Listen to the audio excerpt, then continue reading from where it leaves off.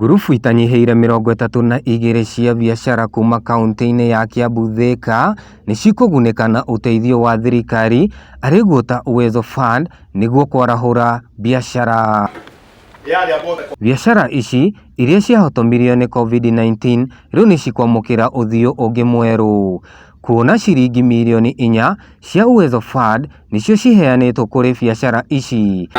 Tũrageria kũringana na mwĩto wa thirikari biacara nyingĩ especially iria ciĩna ngurubu iria ringĩtwo mũno nĩ kĩũndũ gĩkĩ gĩa COVID, na ũgakora biacara ĩrekaga wega nĩcokete thĩ, na andũ aya me haha thutha wakwa nĩmakoretwo na biacara njega mũno.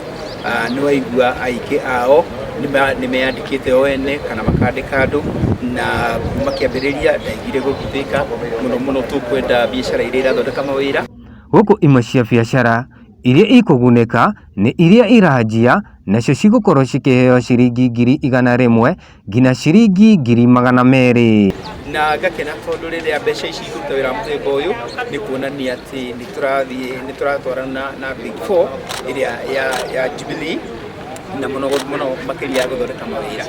Kũringana na Pauline Wanjiru Ndung'u ũrĩa nĩ mũrũgamĩrĩri wa Purple Self Group Makiandu to Slums, ĩta kuma mamũkĩre kĩgĩna gĩkĩ nĩ irehete nginya wandĩki wa mawĩra. Kwĩna mĩcemanio mĩingĩ, koguo nĩtũkoragwo tũgĩkomborithia hema.